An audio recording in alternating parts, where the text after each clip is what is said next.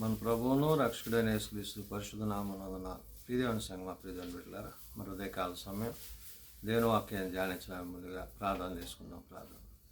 కృపగల తండ్రి దయగల మేసని బంగారు పదాలకు లెక్కలేని వందనాలు స్తుతులు స్తోత్రములు. గతించిన రాత్రంతా రేఖల చాటును కాచి కాపాడి సంరక్షించిన దేవ మరి ఉదయకాల సమయం సజీవ లెక్కలు చేసి ప్రార్థించుండగా వాక్యమైన దేవుడు వాక్యం ద్వారా నాతో మాతో మాట్లాడి మీరే మహిమ ఘనత ప్రభావాలు పొందమని యేసునామమున నడుచున్నాం తండ్రి. ప్రియదేవుని సంగమ ప్రియదేవుని బిడ్డల నిర్ధనకు ఏర్పాటు చేయము దేని వాక్య భాగము త్రిత్వము తర్వాతి 25 వరకు కొరకు ఏర్పాటు చేయబడిన సువార్త వాక్య భాగము మత్తయి సువార్త 22వ అధ్యాయము 1 నుంచి 14 వచనాలు ధ్యానం చేసుకున్నాం.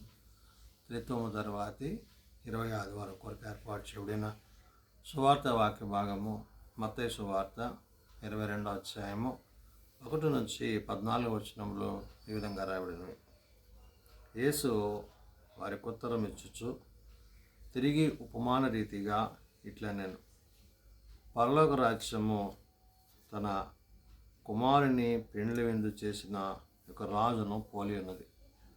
ప్రియదేవుని సంగమా ప్రియదేవుని బిడ్డలారా, ప్రభువు యొక్క మాటలలో ప్రభు యొక్క ఉద్దేశాలలో ఆనాడు ప్రజలకు ఆయన ఉపమాన రీతిగా తెలియజేసేవారు. ఉపమానము యొక్క భావం ఏంటంటే వారికి అర్థమయ్యే స్థితిలో, వారి తెలుసుకునే స్థితిలో వారికి దానిని వివరించేవారు. అంటే ప్రభువు సెలవిచ్చే మాట పరసంబంధమైన దేవుని యొక్క ఆత్మ సంబంధమైన విషయాలను, వారు నిత్య జీవాన్ని కలిగి ఉండడానికి కావలసిన విషయాలను వారికి అర్థమయ్యే రీతిగా ఆయన చెప్పేవారు. అంటే ప్రజలు దేవుని యొక్క మాటలను ఏ విధంగా అర్థం చేసుకోగలరో ఆ అర్థమయ్యే రీతిగా వారికి ఉపమానాన్ని చెప్పేవారు. అందుకే ఇక్కడ భక్తుడైన మత్తయి ద్వారా రాబడిన ఈ మాటలు ఏమని, యేసు వారికి ఉత్తరం ఇచ్చుచు తిరిగి ఉపమాన రీతిగా ఇట్టెనను అంటాడు. అంటే ప్రజల యొక్క స్థితిగతులను వారు ఎటు రీతిగా పరిశుద్ధ ఆత్మలో పరలోకమందు వారు జీవించేవారై ఉండాలో అనే విషయాన్ని ఇక్కడ చెప్తూ, పరలోక రాజ్యము తన కుమారుని పెండ్లి విందు చేసిన అంటున్నాడు. అంటే పరలోకమందు మనకు ప్రభుతో ఉండే ఆ యొక్క సంబంధాన్ని, ఆ యొక్క విశ్వాస జీవితాన్ని, నిత్యరాజ్యపు మహిమ కార్యాలను గురించి ప్రభు అక్కడ చెప్తూ ఆయన అంటున్నాడు, పరలోక రాజ్యము తన కుమారునికి పెండ్లి విందు చేసిన ఒక రాజును పోలి ఉన్నది అంటున్నాడు. అంటే తండ్రి యొక్క చిత్తంలో కుమారుడైన యేసుప్రభు వారు ఈ లోకానికి పంపబడి మనకి నిత్యరాజ్యాన్ని అనుగ్రహిస్తూ మనలో ఉన్న పాపాలన్నీ తొలగించి మన కొరకు ఆయన ప్రాణం అర్పించారు. కాబట్టి ఇక్కడ ప్రభువుని బట్టి, ప్రభు యొక్క మాటను బట్టి మనం జీవిస్తున్నాం. కాబట్టి దానికి కావాల్సిన సిద్ధపాటుని ఇక్కడ భక్తుడైన మత్తయి ద్వారా చెప్తూ, ఆ పెండ్లి విందుకు పిలువబడిన వారిని రప్పించుటకు అతడు తన దాసులను పంపినప్పుడు వారు రానొల్లకపోరి అని. ఇప్పుడు ప్రభు లోకానికి వచ్చి సువార్తను ప్రకటించారు, ఆ తర్వాత శిష్యులు ప్రకటించారు, ఆ తర్వాత అపోస్తులు ప్రకటించారు, ఆ తర్వాత ఆయన విశ్వాసం ఉంచిన అనేకులు, అంటే ప్రభు యొక్క పని చేసే ప్రతివాడు ఆయన పనివాడై ఉన్నాడు. కాబట్టి వారి ద్వారా దేవుడు ఇక్కడ మాట్లాడుతున్న విషయాలు. అందుకని ఆయన అంటున్నాడు, పెండ్లి విందుకు పిలువబడిన వారిని రప్పించుటకు అన్నాడు. అంటే ఎవరైతే పరలోకానికి చేరడానికి, దేవుని మాటలు వినడానికి తమ హృదయాలను సిద్ధపరచుకుంటున్నారో అట్టి వారందరినీ ఆయన సమకూరుస్తూ అన్నాడు, తన దాసులను పంపినప్పుడు వారు రానొల్లకపోయారు. ప్రభు యొక్క మాటను వాళ్ళు ఏం చేస్తారు? విడిచిపెట్టారు, విశ్వసించలేదు, అంగీకరించలేదు, ప్రభు యొక్క మాటలను చేర్చుకోలేదు. తద్వారా వారు ఏమవుతున్నారంటే ప్రభువు నుండి దూరం అవుతున్నారు. అంటే పరలోకాన్ని పొందుకోకునే భాగ్యాన్ని కోల్పోతున్నారు. ఆ విషయాన్ని ఇక్కడ ప్రభువు గుర్తు చేస్తూ అంటున్నాడు, కాగా అతడు ఇదిగో నా విందు సిద్ధపరిచి ఉన్నాను, ఎద్దులను క్రొవ్విన పశువులను వధింపబడినవి అంతయు సిద్ధముగా ఉన్నవి, పెండ్లి విందుకు రండని పిలువబడిన వారితో చెప్పుడని వేరే దాసులను పంపిన కానీ అంటాడు. అంటే ఈ సిద్ధపాటు ఏంటి?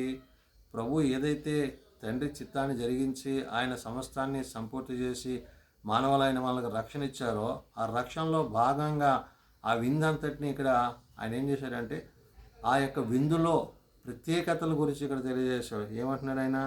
కాగా అతడు ఇదిగో ఆ విందు సిద్ధపరిచి ఉన్నాడు, ఎద్దులను క్రొవ్విన పశువులను వధించి. ఎవరి ఎద్దు ఎవరి పశువు ఎవరి అంటే ఆయనే బలి పశువుగా, ఆయనే మన కొరకు రక్తాన్ని చిందించి మన కొరకు ప్రాణం పెట్టి మన పాపంలో మనల్ని విడిపించడానికి ఆయన చేసిన కార్యం అంతా సిద్ధముగా ఉన్నదండి. అంటే అంతా కూడా ఆయన సిద్ధపరిచేసి మనం ఇప్పుడు ఏం చేస్తాడు? ఆయన యందు విశ్వాసం ఉంచి నేడు మనము ప్రభురాత్రి భోజన సంస్కారం తీసుకుంటాం. అంటే ఆయన శరీరం ద్వారా ఆయన రక్తం ద్వారా మనం బలపడతాం కదా.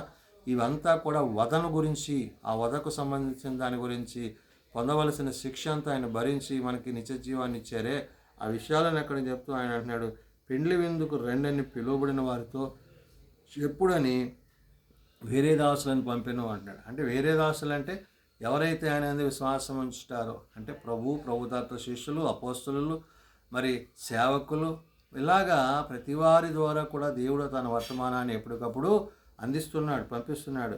అయితే ఏమైంది?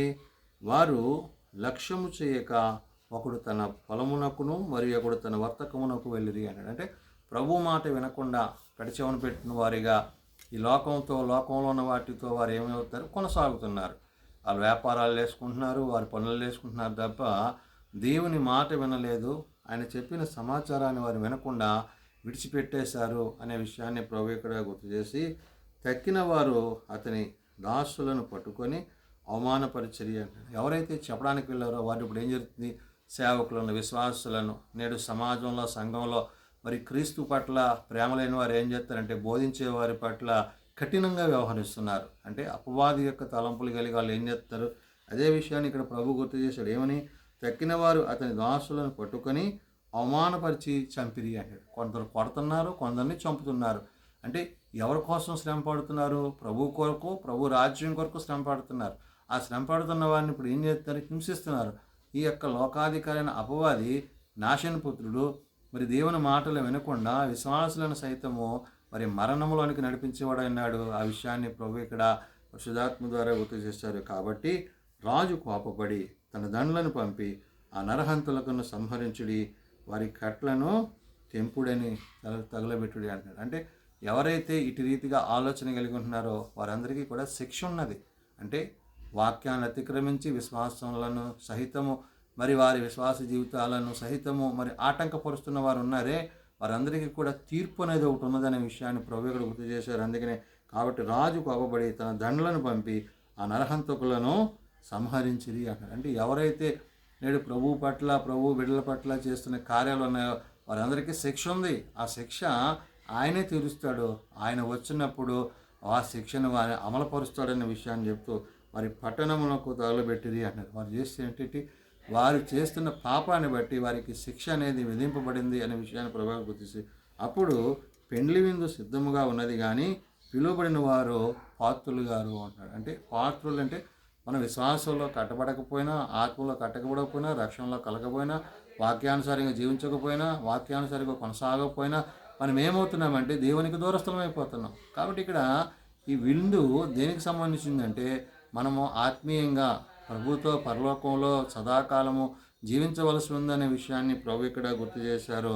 కాబట్టి గనుక రాజమార్గమున పోవున్నప్పుడు పోయి మీకు కనబడిన వారిని అందరినీ పెండ్లి విందుకు పిలువడని తన దాసులతో చెప్పిన రాజమార్గమునకు అంటే దేవుడు ఆ పిలుపు యూనివర్సల్ కాల్ ఎలాగిచ్చాడైనా సర్వలోకానికి, సర్వ సృష్టికి సువార్తను అందిస్తున్నారు.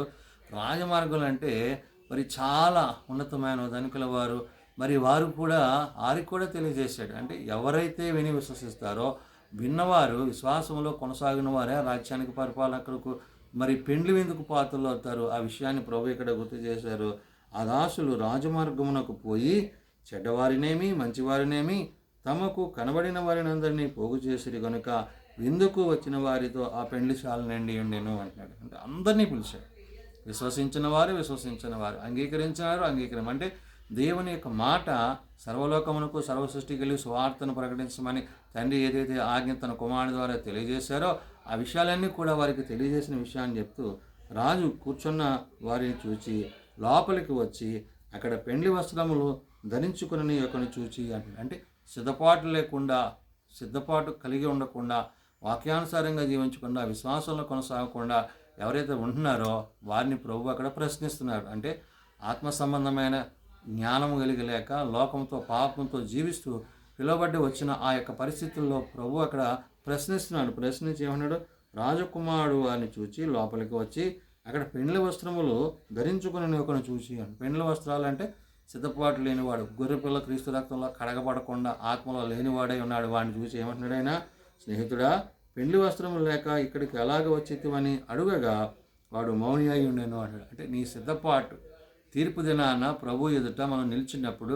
మన విశ్వాసాన్ని మనం కాపాడుకోకపోతే ఆ దినాన ఆయన ఎదుట ఆయన ప్రశ్నించినప్పుడు సమాధానం చెప్పలేని స్థితిలో ఉంటాం. కాబట్టి నేడు మనం సజీవులుగా ఉండగానే ప్రభుని హృదయంలో చేర్చుకోవాలి, వాక్యాన్ని చేర్చుకోవాలి, విశ్వాసంలో కట్టబడాలి. విశ్వాసంలో కట్టబడినప్పుడు ప్రభు వచ్చినప్పుడు ఆ శాలలో మనము విందుశాలలో మనం ఉంటాము. లేకపోతే ప్రభు ప్రశ్నించే ప్రశ్నలను ఇక్కడ పరిశుద్ధాత్మ దేవుడు మత్తయి ద్వారా చెప్తా అంటున్నాడు, ఏమని, స్నేహితుడా, పెండ్లి వస్త్రంలో లేక ఇక్కడికి ఎలాగ వచ్చితివని అడుగగా వాడు మౌని అయి ఉండెను. అంతట రాజు వీని కాళ్ళను చేతులను కట్టి వెలుపల చీకటిలో త్రోసివేయడి అంటున్నాడు. అంటే కాళ్ళు అంటే అగ్ని ఆరైన పురుగు చావని పరిస్థితుల్లో పడవేయమంటున్నాడు. అంటే ఏంటి, నీవు విశ్వాస జీవితంలో కొనసాగకపోతే తీర్పు దినాన నీకు కలిగే శిక్ష ఏదైతే ఉందో ఆ శిక్షను గురించి ప్రభు ఇక్కడ గుర్తు చేసి అంటున్నాడు, అక్కడ ఏడ్పును పండ్లు కొరుకుటయు ఉండునని పరిచారకులతో చెప్పిన అంటున్నాడు. ఎవరైతే సిద్ధపడమని చెప్పినా సిద్ధపడకుండా విశ్వాసంలో కొనసాగకుండా లోకంతో పాపంతో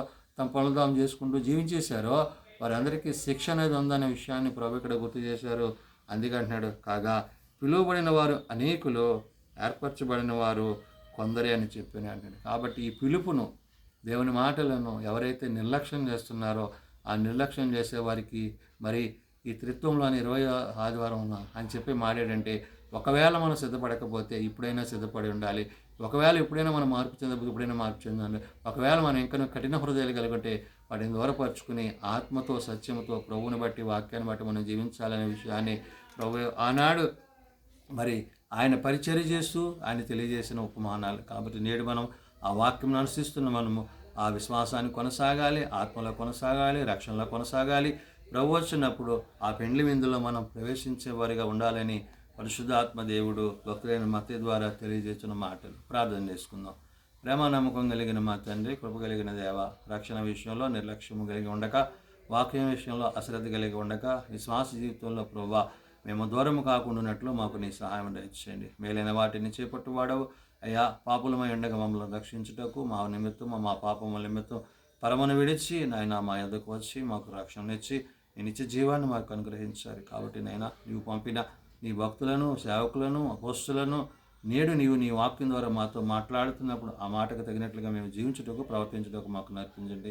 నీకు ఆయాసంలో దుఃఖంలో కలిగించిన స్థితిలో మేము ఉండటకు సహాయం దయచేయండి అయ్యా. నేడు సవాదినాన్న నీ శరీరం ద్వారా నీ రక్తం ద్వారా మేము బలపరచబడి స్థిరపరచబడి నీలో కొనసాగుటకు నీవు వచ్చినప్పుడు నీతో నీ రాజ్యమును చేరుటకు కావాల్సిన సిద్ధపాటు మా అందరికీ దయచేయమని, ఎవరైతే ఇంకా నేను అంగీకరించక ఎవరైతే నేను చేర్చుకనుక తమ హృదయాలు కఠినపరుచుకున్నారో అటు వారికి శిక్ష ఉంటుంది. కాబట్టి నాయన అటు శిక్షలో వాళ్ళు పాల్పడుకోకుండా నాయన వారిని రక్షించి నీ వాక్యం వారిని సరిచేయమని, మీరే వారితో మాట్లాడి మీరే మహిమ పొందమని, దినదీవులతో నింపమని యేసునామమున అడుగుచున్నాం తండ్రి, ఆమేన్. పరలోకమందున మా తండ్రి, నీ నామం పరిశుద్ధపరచబడుగాక, నీ రాజ్యం వచ్చుగాక, నీ చిత్తం పరలోకమందు నెరవేర్చినట్లు భూమి మీద నెరవేరుగాక. మా అనుదినాన్ని మాకు దయచేయండి. మళ్ళీ ప్రార్థన చేసిన వారిని మేము క్షమించిన ప్రకారం మా ప్రార్థనలను క్షమించము. శోధనలో తేకాదు తప్పించము. రాజ్యము, శక్తి, మహిమ నిరంతరం నీవే అన్నావు తండ్రి, ఆమేన్. మన పరమతైన దేవుని ప్రేమ, ప్రభువైన యేసుక్రీస్తు కృప, ఆదరణకర్త అయిన పరిశుద్ధ ఆత్మ సహాయము సదా తోడేయండి, సంరక్షించునుగాక. ఆమేన్.